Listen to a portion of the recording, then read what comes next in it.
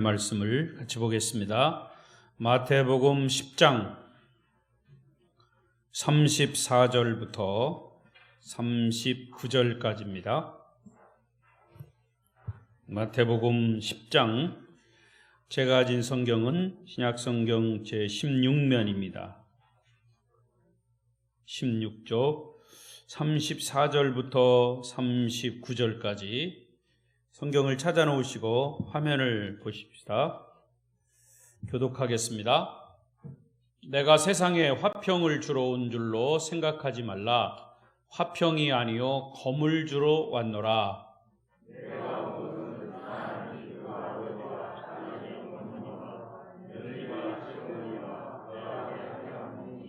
사람의 원수가 자기 집안 식구리라.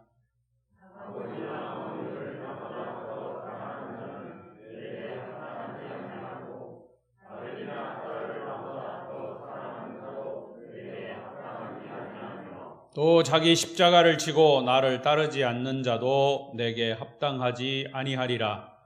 자기 목숨을 얻는 자는 잃을 것이요 나를 위하여 자기 목숨을 잃는 자는 얻으리라. 아멘. 할렐루야.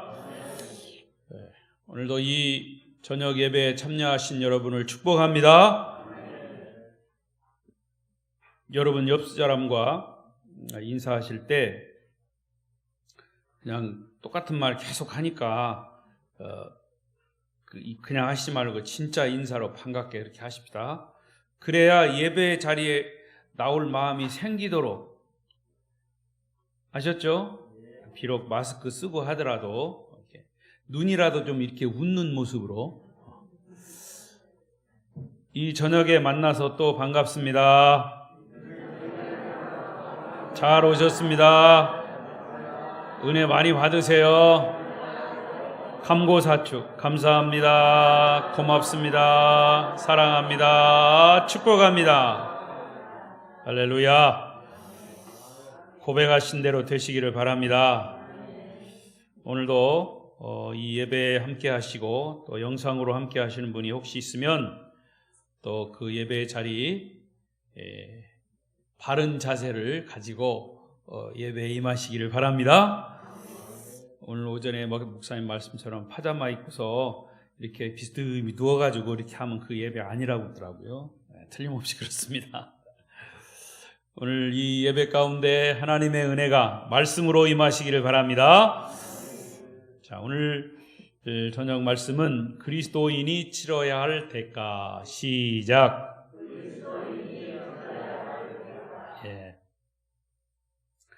먼저 34절의 말씀을 읽어보십시다. 34절 시작. 내가 세상에 화평을 주러 온 줄로 생각하지 말라. 화평이 아니요 검을 주러 왔노라. 여러분, 제가 좀 높아심에서 또 말씀을 드리는데, 설교 말씀을 들을 때 내 중심으로 듣는 것이 아니라 말씀 중심으로 들어야 되지요. 그 말씀이 내게 들어와서 내가 소화를 하든 소화를 못하든, 그거는 내가 이해를 하든 이해를 못하든 그건 하나님의 말씀이에요. 아멘. 그래서 우리가 하나님의 말씀을 이해했으니까 내 것이 되고, 난 이해했으니까 내 것이 아니고가 아니라, 이해를 하든 이해를 못하든 이것은 하나님의 말씀이 이미 신약으로만 말하면 2000여 년 전이고, 구약 포함하면 더 오래된 이 말씀이 이미 던져진 거예요. 우리에게 던져진 거예요. 그러니까 그 말씀은 과거의 말씀, 현재의 말씀, 또 미래의 말씀. 우리는 이 긴 영원 속에서 한 귀퉁이, 아니 전보다도 작은 그런 우리는 인생을 살고 있는 거예요. 그러니까 하나님의 말씀은 크게 이렇게 가서 영원 전부터 영원까지 이렇게 쭉 가는데, 그 속에서 우리가 그냥 점도 점 바늘로 그냥 먹물을 찍어가지고 탁 찍어놓은 것만도 못한 그런 존재로서 우리가 살아가는데, 그 하나님의 말씀을 내가 이해했기 때문에 나는 그거 그렇다, 이해하지 못했기 때문에 그거 아니다 할 수 없다는 거예요.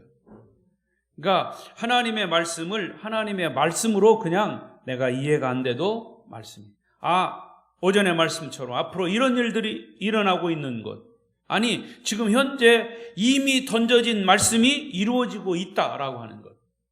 그리고 그러면 우리가 하나님의 자녀로서 지금 현재 삶을 어떻게 살 것이냐, 그게 관건인 거죠.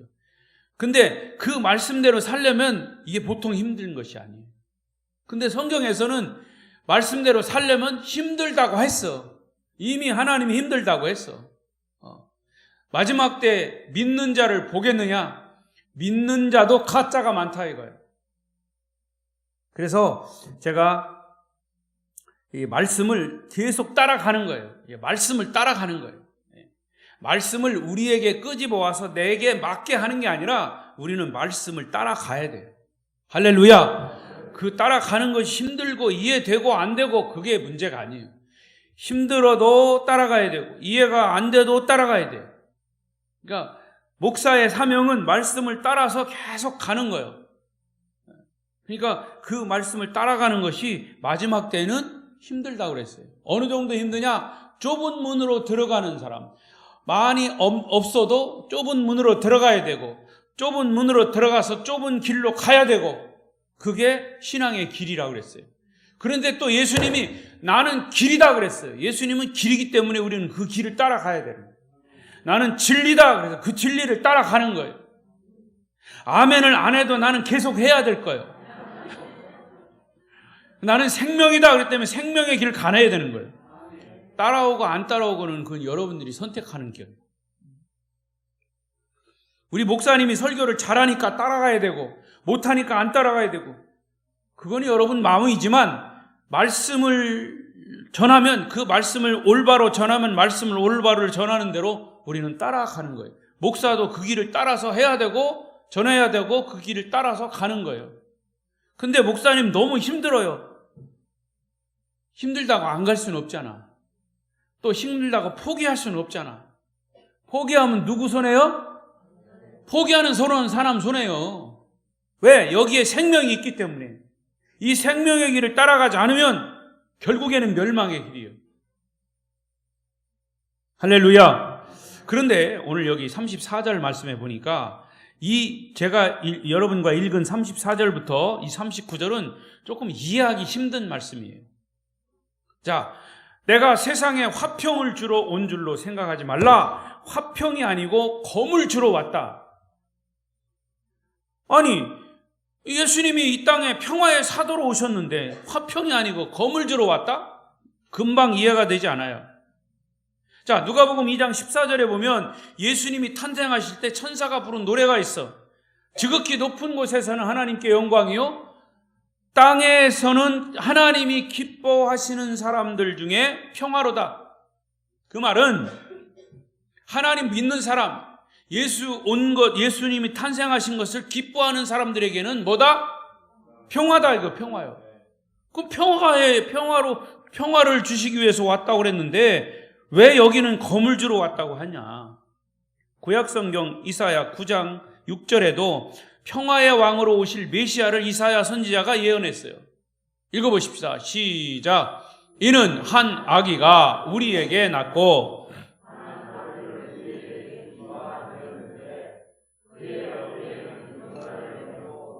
그의 이름은 기묘자라 모사라 전능하신 하나님이라 영존하시는 아버지라 평강의 왕이라 할 것임이라. 누가?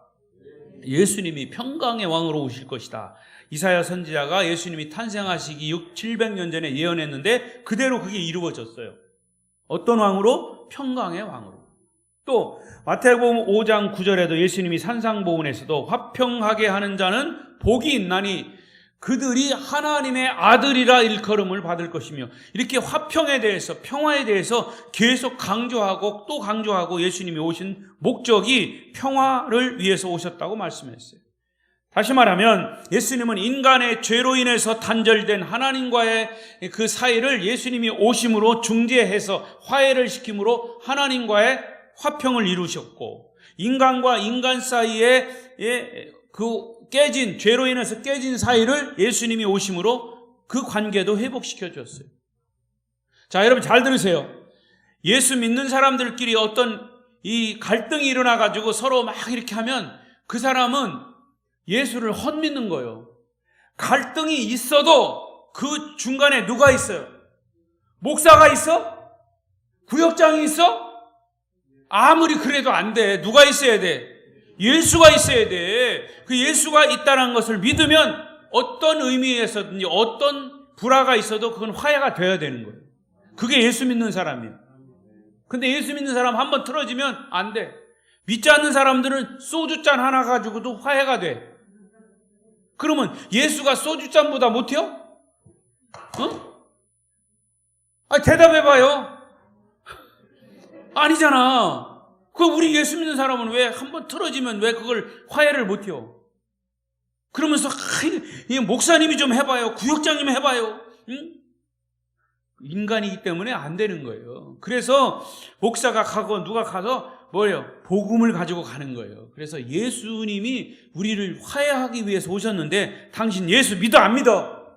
이렇게 돼야 되는 거예요. 그래 예수를 진짜 믿으면 어떤 상황 속에서도 화해가 일어나야 돼요. 왜? 예수님이 평화를 위해서 오셨기 때문에.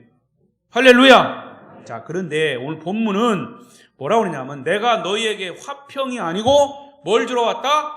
검을 주러 왔다. 이해하기가 어려운 거예요.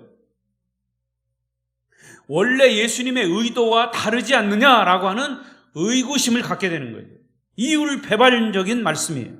자, 그런데 여기에 주님의 깊으신 뜻이 들어있어요. 다시 말하면 이것이 바로 우리 그리스도인들이 치러야 할 대가다 그 말이에요. 자, 그러면 첫 번째 의미는 예수님은 감상적인 평화, 가짜 평화를 거부한다 이런 뜻이에요. 그래서 가짜 평화를 검을 가지고 깨부시겠다 그런 의미예요. 검을 주러 왔다라는 말은 너희들이 행하는 모든 가짜 평화, 감상적인 평화는 거부하고 그것을 검을 가지고 다 깨부시겠다 그런 의미의 검을 주러 왔다는 뜻이에요. 아멘? 사람들이 왜 전쟁을 합니까? 사회 개혁을 하고 사람을 바꾸려고 하고 다 그 밑바닥에는 그래도 나름대로 평화를 위해서 하는 거예요. 화평을 위해서 하는 거예요.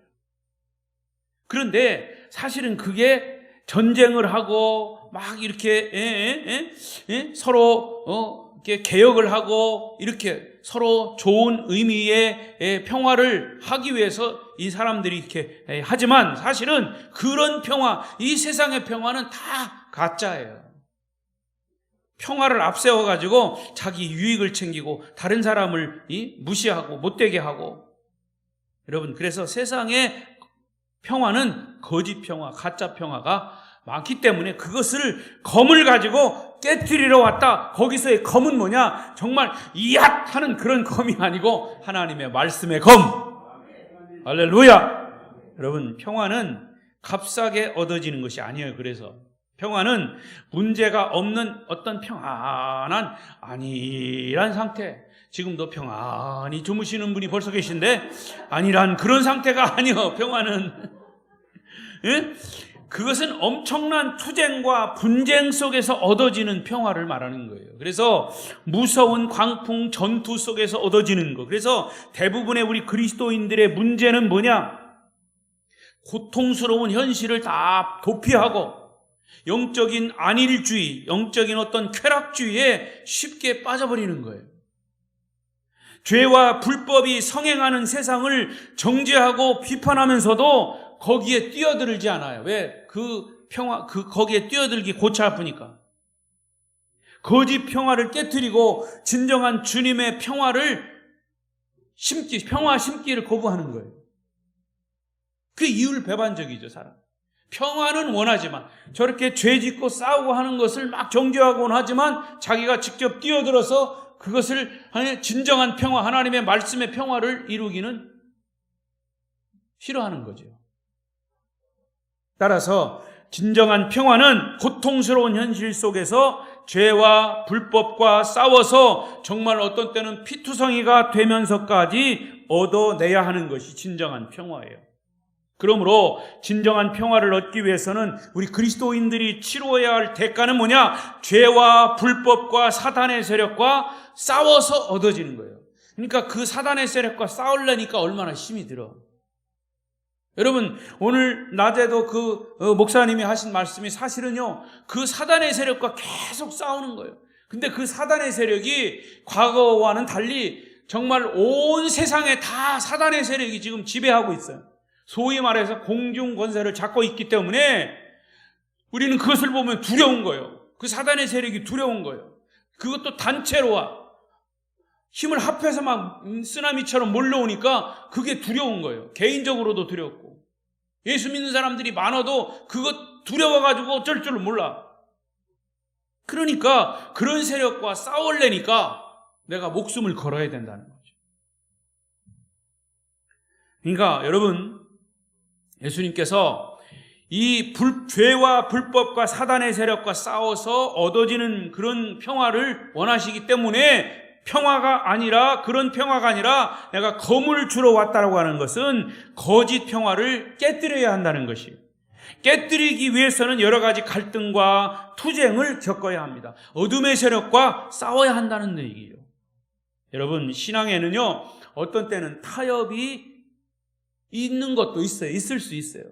내 구원의 문제와 예수 그리스도가 나의 구세주다라고 하는 이런 이 기본 구원의 원리, 복음, 여기에서 벗어나는 것은 사실은 우리가 내가 구원받는 것과 크게 좌우되지 않으면 좀 타협할 수 있어요. 그러나 구원의 문제에서 이게 정말 태클이 들어오면 그거는 타협하면 안 돼요.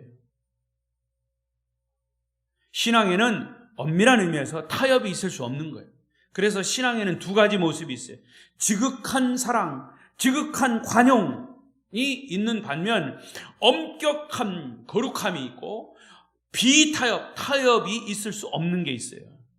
그러니까 예수님이 가는 곳마다 어두움과 불법, 사탄의 세력들이 다 쫓겨나갔어요.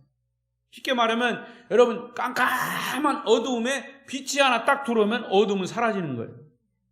예수 그리스도가 빛이면 사단의 세력은 어두움이에요. 그런데 그게 그렇게 말처럼 쉬우면, 지금 이 사단의 이 공중권세를 잡은 이 세력이 어둠의 세력이라면 이미 예수님이 빛으로 오셨는데 왜 사단의 세력이 안 없어집니까? 그거는 왜 그럴까요? 여러분, 예수 그리스도가 빛으로 오셨지만 이 사단의 세력이 엄청 강하다고 생각되면 사람들이 거기에서 이제 쫄아드는 거예요. 무서워하는 거예요. 그러니까 빛은 빛으로서의 역할을 계속하고 있는 거예요. 그리고 결국에는 빛이신 예수 그리스도가 죽음의 세력까지 다 깨뜨렸어요. 뭘로? 부활로. 그러니까 결국에는 이미 성경에도 이미 예수님은 승리자로 있는 거예요. 예수 그리스도의 십자가의 죽음과 부활로 이미 승리하셨어요. 승리하신 주님만 붙들으면 어떤 어려움 과정 속에서 결국에는 승리예요. 따라하십시오. 결국에는 승리다. 결국에는 승리다. 근데 그 승리 꼬린 지점까지 가기까지가 어려운 거죠. 어둠의 세력도 있고 계속 사단이 우리를 이제 시비하고 정말 넘어뜨리고 또 타협하게 하고 교묘하게 우리를 이렇게 몰아붙이는 거예요. 그래서 우리 주님은 검이라고 하는 그런 단어를 여기서 사용하시게, 불법과 죄악과 사탄이 있는 곳에 하나님의 성령의 검으로, 말씀의 검으로 쳐서 그런 어둠의 세력을 깨뜨려야 할 것입니다. 누가복음 12장 51절을 보십시다. 시작. 내가 세상에 화평을 주려고 온 줄로 아느냐? 내가 너희에게 이르노니 아니라 도리어 분쟁하게 하려 함이로라. 자, 이 문장만 보면 이상하다. 화평을 주러 온 줄로 아느냐? 내가 분쟁하게 함이다. 말이 앞뒤가 안 맞는 얘기인데 사실은 제가 지금까지 설명한 대로 왜 분쟁, 그 악한 세력과 싸워서 분쟁해가지고 진정한 화평을 얻기 위해서 이렇게 말씀하신 거예요. 너희들이 안일하게 생각했던 그런 것들을 깨뜨려야 한다. 때로는 가족관계, 때로는 사회관계, 때로는 도덕관계, 또는 이 어떤 가치관계가 죄악이고 불법이라면, 그것이 전통적으로 저질러졌던 습관적인 죄악이라면 너희들은 선이라고 하고 생각할지는 모르지만, 괜찮다고 생각할지 모르지만 나는 그것을 다 깨버릴 것이다, 깨뜨려 버릴 것이다 라는 말씀의 뜻이 이 말씀 속에 포함된 거예요. 그리고 누가복음 12장 39절에도 예수님이 이런 말씀하셨어요. 시작.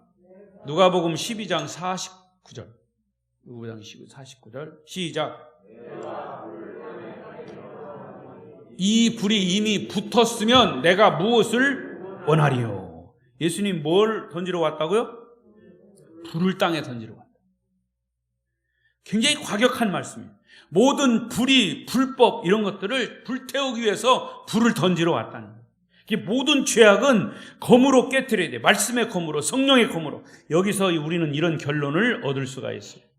평화는요, 단순히 안일한 상태, 편안한 상태가 아니라 모든 죄악, 모든 사단의 세력들이 쫓겨난 상태, 다 깨져진 상태, 투쟁에서 얻어진 주님의 승리의 상태를 진정한 평화의 상태인 것이죠. 할렐루야. 여러분, 어느 환자가 수술을 받으려고 하는데 너무 고통스러운 거예요. 그래서 수술을 하지 않고 고통의 순간을 넘겨보려고 진통제를 맞았어요. 진통제로 순간의 아픔을 진정시켰다고 해서 그 환자가 나은 것이 아니에요. 오히려 그 사람을 빨리 죽게 만드는 거예요. 그게 암덩어리면 암덩어리를 빨리 제거하든지 해야 돼요. 그 사람을 정말 사랑한다면, 살려내려면 빨리 수술을 해야 돼요. 그런데 조금 아프다고, 고통스럽다고 안 하면 빨리 죽는 거예요. 아프고 고통스러워도 환부를 도려내고 나쁜 것을 긁어내야만 살 수가 있어요. 새 살이 나오도록. 이것이 오늘 우리 사회도 필요하고 우리 가정도 필요하고 교회도 필요한 영적인 의미죠. 골마가는데 그냥 덮어두면 결국 터져버리고 마는 거예요. 잘못된 것은 드러나게 해서 치료를 해야 합니다. 그것이 우리 그리스도인들이 치러야 할 대가예요. 그래야만 진정한 평화가 우리 가정이나 이 사회에 임하게 될 줄로 믿습니다. 자, 그렇다면 여기 또 중요한 한 가지가 있어요. 우리 그리스도인들이 치료해야 할 대가에 혈연 관계보다 더 진한 것은 복음이다라고 하는 것이. 한번 따라 하십시다. 혈연 관계보다 더 진한 것은 뭐다? 복음이다. 할렐루야. 자, 35절 6절 35절 오늘 본문 35절 6절 시작. 내가 온 것은 사람이 그 아버지와 딸이, 어머니와 며느리가, 시어머니와 불화가 불화하게 하려 함이니 사람의 원수가 자기 집안 식구리라. 자, 잘 보세요. 내가 예수님이 오늘 오신 것은 사람이 그 아버지와 딸이 어머니와 며느리가 시어머니와 어떻게 한다고? 불화하게 함이니 사람의 원수가 자기 집안 식구리라. 이 구절만 읽으면 오해를 살 만한 말씀이에요. 원수가 바로 어디 있다고? 자기 집안 식구. 아, 그래서 남편을 평생 왼수라 그러는구나. 그런 뜻이 아니에요. 이 말은 세상의 그 어떤 제도, 어떤 방법이나 철학보다도 이런 혈연 관계, 가족 관계가 더 본질적인 의미가 있어요. 여러분, 가장 가까운 사람이 누구예요? 가족이죠. 공산주의가 아무리 사상적으로 무장된 하나의 집단이라고 하지만 가족, 그 혈연 관계는 무시할 수 없어요. 그래서 우리나라도 요즘 보면 이 가족이 먼저 어떤 사람이 이 남한으로 내려왔다가 어떻게 해서든지 돈을 막 벌어가지고 돈을 보내면 그 또 가족이 그 돈 때문에 어떻게 해가지고 내려온 그런 경우들이 많더라고요. 그래서 사실은 이 혈연 관계가 그렇게 중요한 거죠. 자, 그런데 이 피보다 진한 것은, 이 혈연 관계보다 더 진한 것이 뭐냐? 복음이라는 거예요. 복음. 이것이 복음의 속성입니다. 여러분, 복음이라고 하는 것은 본질적으로 어떤 상대적이거나 일시적인 것이 아니에요. 복음은 절대적이고 영원한 것이다. 따라하십시오. 복음은 절대적이고 영원한 것이다. 믿습니까? 그러므로 복음은 이 세상의 어떤 제도, 사상, 철학, 이 문제, 또 혈연 관계보다도 더 우선하는 것이 이 복음이에요.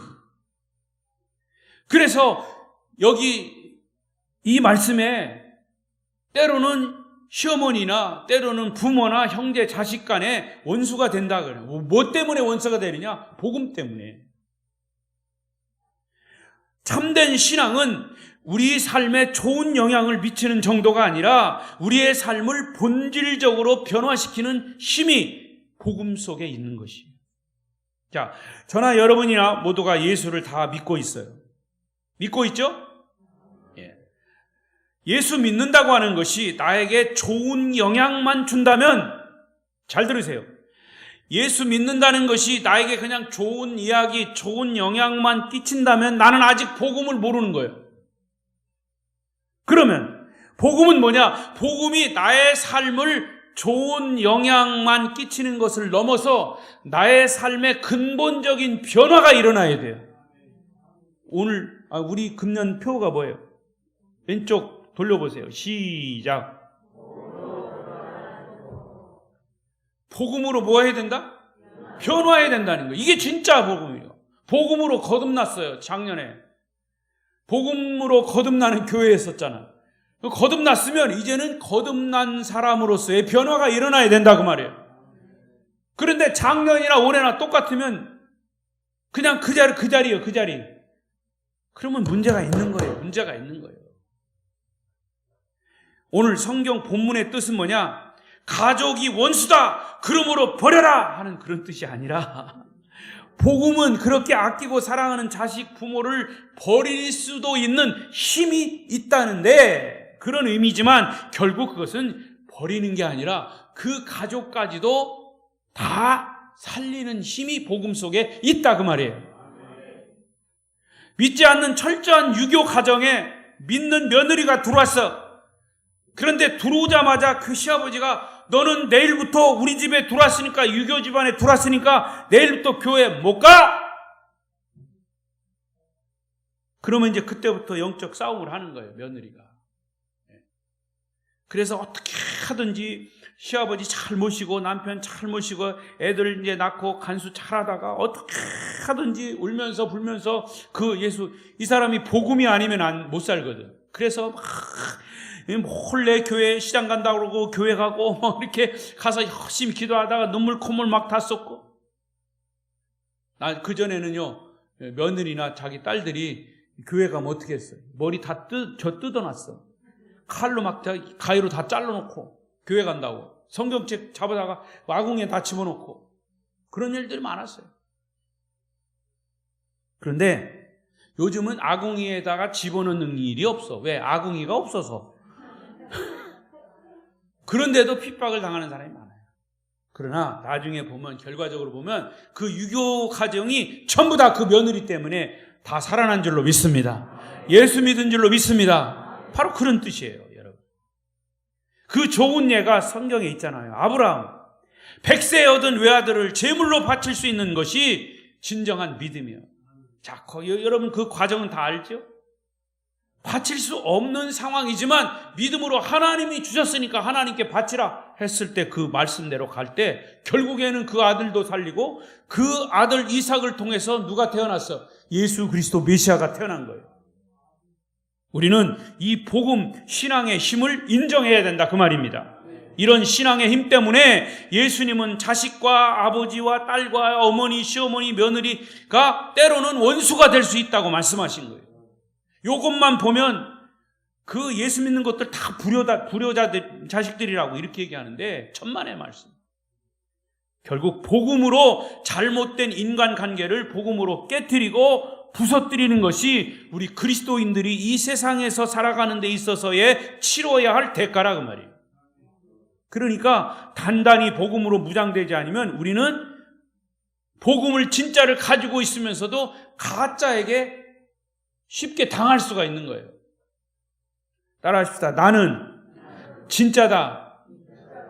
진짜를 가지고 있으니까 진짜인 거예요. 가짜에게 속지 마십시오.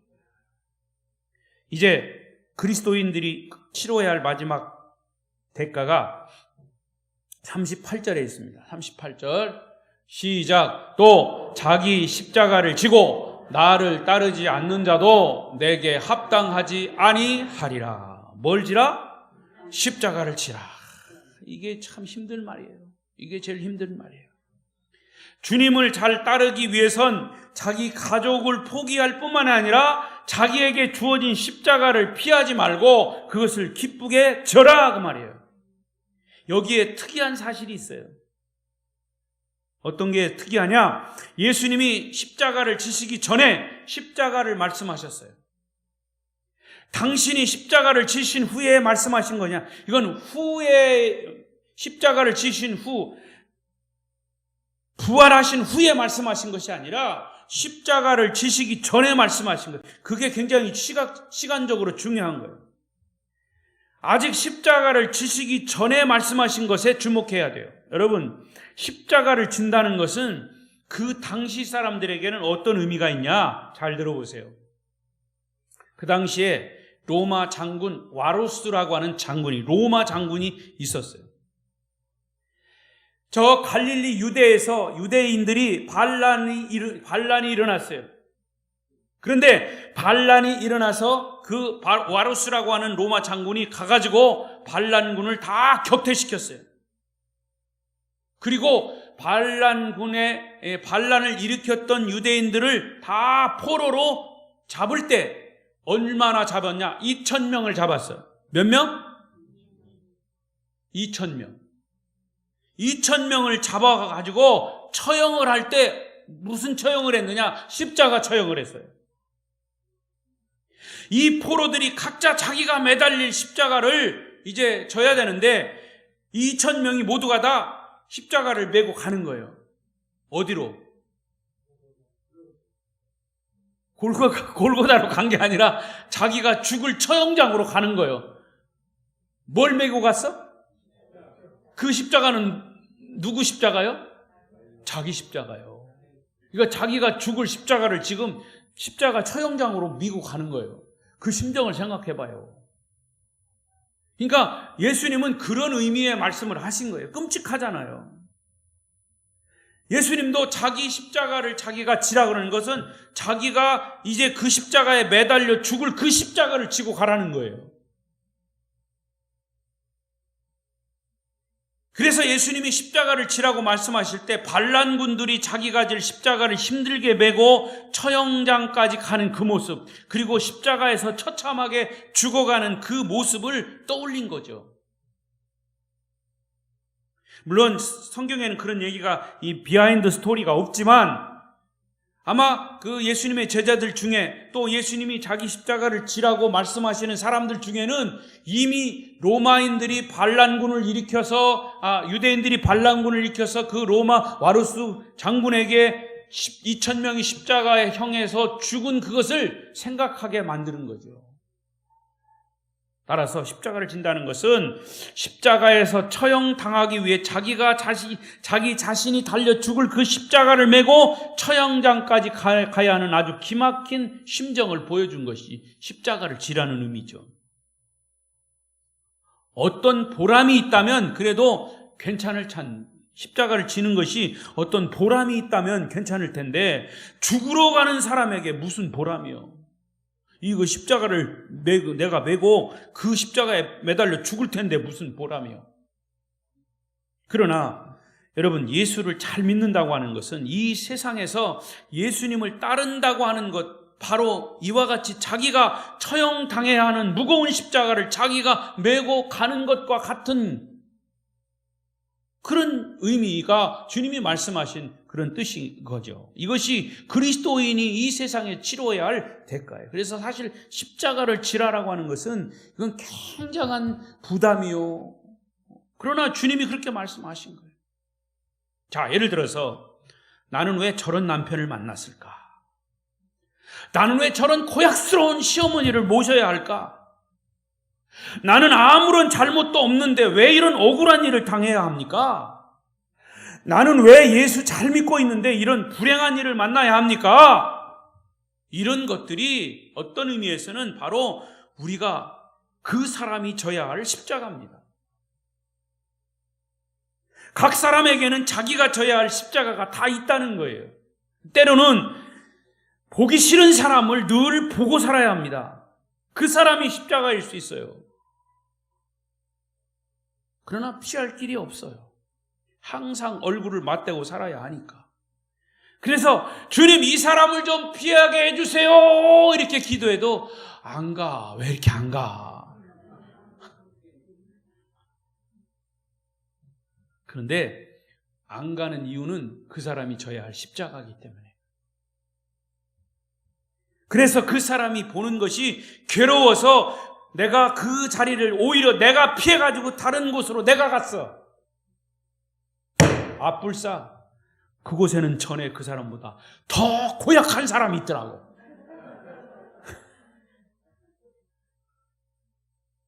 어떤 목사님이요 교회에서 목회하는데 그 이 집사가 그렇게 힘들게 하더랴. 그래서 이 목사님이 기도하다가 목사님, 하나님 나 이 자리를 좀 피하게 해주세요. 그래서 주님이 피하게 돼서 다른 교회로 가셨대요. 그랬더니 그 교회는 조금 있다 보니까 정말 더 이 집사보다 고약한 고집사가 있더랴. 여기 계신 고집사를 얘기하는 거 아니니까 거의 걱정하지 마세요. 해필이면 또 고집사가 여기 있네 또. 오해하지 마세요. 그러니까 그렇게 피할 수 없는 그 어떤 것들이 여러분 주위에 항상 있어요. 그것을 원망스럽게 생각하지 말고 그 십자가를 기쁘게 져라 그 말이에요. 그것이 그리스도인이 치러야 할 대가입니다. 그리고 주님은 그 십자가를 질만한 십자가를 져라라고 말씀하신 거는 질만할 수 있으니까 지라고 그러신 거예요. 시험을 만나거든 시험을 기쁘게 여기라. 왜?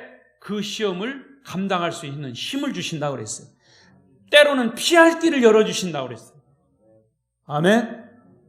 여러분 내가 져야 할 십자가로 여겨진다면 예수님의 이름으로 기쁘게 감당하시기를 바랍니다. 그러면 주님은 분명히 그것이 가장 최고의 축복으로 바꾸어 주십니다. 그 십자가를 피하려 하지 말고 도망가려고 하지 말고 차라리 그 사람, 그 십자가를 섬겨라. 어차피 만나는 사람이라면 기쁘게 만나라. 기쁘게 맡은 일을 감당하라. 때로는 주님 때문에 손해도 봐라. 주님은 분명히 나중에 30배, 60배, 100배로 보상해 주실 것입니다. 보상해 주십니다. 할렐루야. 그것이 십자가를 지는 것이. 사도 바울은 고린도후서 11장 23절 7절에 이렇게 말씀했어요. 그리고 고린도후서 1장 8절만 먼저 나중에 1장 8절 뒤에 거 있어요. 뒤에 거. 예, 시작. 형제들아 우리가 아시아에서 당한 환난을 너희가 모르기를 원하지 아니하노니 힘에 겹도록 심한 고난을 당하여 살 소망까지 끊어지고. 이게 바울의 고백이에요. 근데 아까 고린도후서 11장 23절 27절은 너무 길기 때문에 안 읽었는데 바울이 엄청 고난을 당한 것, 그런 것들을 쭉 열거해놨어요. 그러니까 사람들은 얼마나 바울을 오해하고 박해하고 못살게 굴었는지 바울은 자기가 그냥 죽었으면 좋겠다까지 고백했어요. 사형 선고를 받은 것과 같다 그랬어요. 그래서 이런 바울의 생애와 예수님의 말씀이 일치하는 게 뭐냐? 나를 따라오려거든 자기 십자가를 져라. 그리고 나를 따르라. 그러니까 사도 바울도 이 말씀에 따라서 자기 십자가를 지고 주님을 따라간 거예요. 목사님, 바울이나 그렇게 하죠. 나는 못해요. 그래서 못하나요? 그냥 못하시는 거니까 그냥 편안히 주무시네. 예. 여러분, 많은 사람들은 교회 와서 좀 더 행복해지고 좀 더 고통이 없고 모든 문제가 다 해결되고 평안하고 싶지만 틀린 것은 아니에요. 그렇지만 그것이 전부가 아니에요. 사실은요, 진정한 복음에 사로잡히면 목숨이 아깝지가 않은 거예요. 오전에도 말씀드렸죠. 지금 세상은 이렇게 악이 꽉 차가지고 그 세력들이 진짜 우리 피부에 와서 닿아요. 저는 이것을 어떻게 해석하냐? 우리는 성경이 이루어지고 있는 시대에 그냥 들어와 있는 거예요. 살고 있는 거예요. 성경에 이미 이렇게 이 사회가, 이 세상이 이렇게 갈 것이다라고 미리 말씀해 놓은 건데 우리가 깨닫지를 못해서 그런 거죠. 자, 이런 세상에서 이렇게 이루어지고 하나님의 뜻 안에서 이루어지고 있는 세상에서 우리가 편안하게 그냥 가만히 있으면 이렇게 가면 괜찮은데 그렇게 가지지가 않는다는 거죠. 왜? 우리는 인간은 로봇가 아니기 때문에, 인격이기 때문에. 그래서 인격적인 존재이기 때문에 거기에 휩쓸려 갈 때도 있고 그렇지 못할 때도 있고, 그래서 그거와 맞붙어서 싸워야 될 그런 입장이죠. 그래서 힘든 거죠.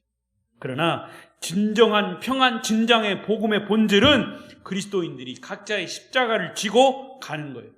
그래야 십자가를 지고 가야 고난이 있지만 결국에는 뭐가 있어? 부활이 있는 거죠.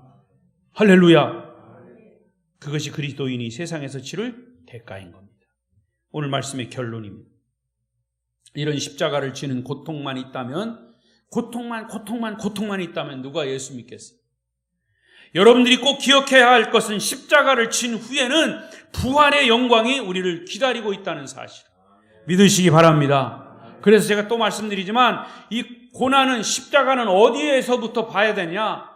고난에서 이 부활의 영광이 잘 보이지가 않아. 그 미래의 것이기 때문에. 그러나 부활에서 고난을 보면 그 고난을 참을 수가 있어. 그래서 예수님은 이미 부활하셨어요. 그 부활하신 주님을 우리가 믿는 겁니다. 믿습니까? 그러면 부활한 상황에서 고난을 보십시오. 그러면 그 고난이 힘들고 어려워도 그것을 감내할 수가 있는 거예요. 왜? 부활이 있기 때문에. 근데 우리는 자꾸 십자가에서 부활을 보려니까 이 고통스럽거든. 십자가가 고통스러우니까 부활이 잘 안 보이고 희미하고 힘든 거예요. 여러분의 영적인 눈을 다시 바꾸십시오. 이미 부활하신 주님을 붙잡으면 십자가가 힘들고 어려워도 십자가가 우리가 견딜 수 있고 십자가가 바로 보일 수가 있는 거예요.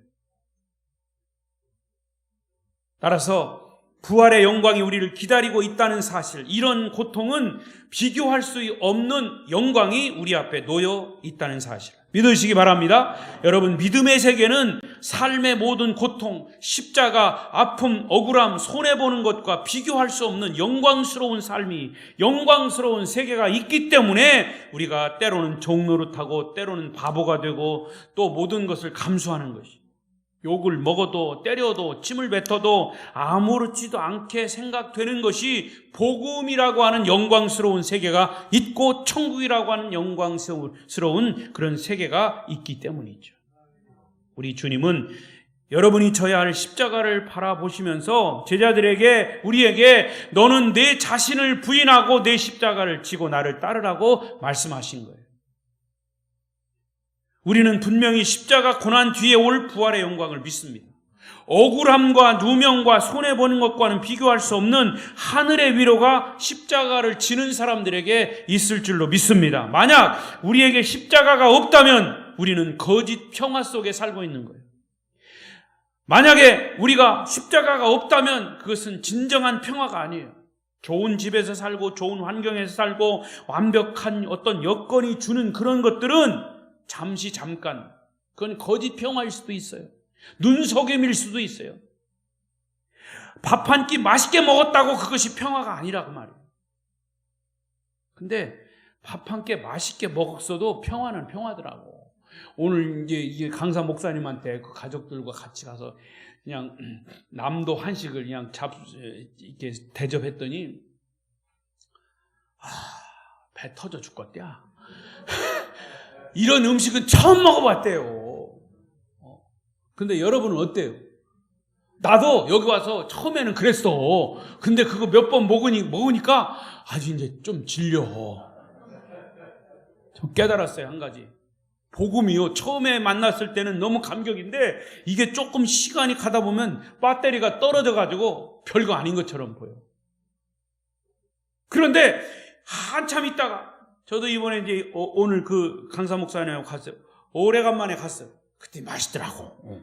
맛있더라고.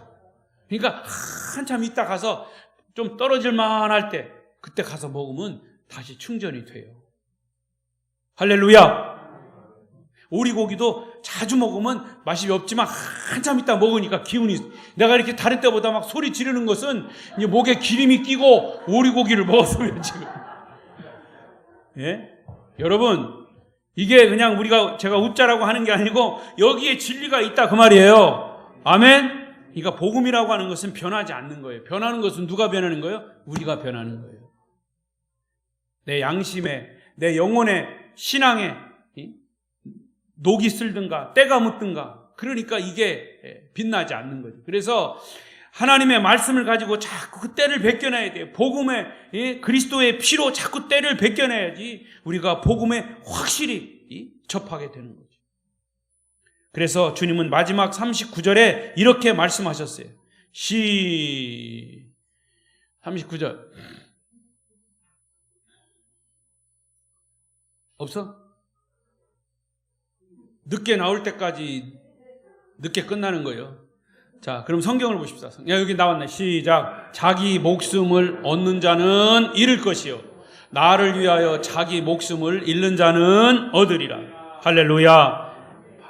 여러분, 영원한 천국이 있음을 여러분 믿으십니까? 십자가의 고난과 비교할 수 없는 영광이 우리를 기다리고 있어요. 그러니까 때로는 우리는 십자가를 힘들고 고통스러워도 우리가 져야 할 이유가 거기 있는 거예요. 원망, 불평 다 내려놓고 끝까지 주님을 섬기는 인내가, 그래서 오늘 말씀도 그랬잖아요. 성도의 인내, 성도의 믿음과 인내, 이것이 우리를 승리롭게 면류관을 쓰게 하는 그런 큰 무기가 되는 거예요. 인내와 믿음. 끝까지 주님을 섬기십시오. 인내하며 주님을 사랑하십시오. 여러분 모두 부활의 영광, 영원한 천국의 주인공들이 되시기를 축원합니다. 축원합니다. 기도하겠습니다. 통성으로 기도하겠습니다. 하나님, 인내하게 하시고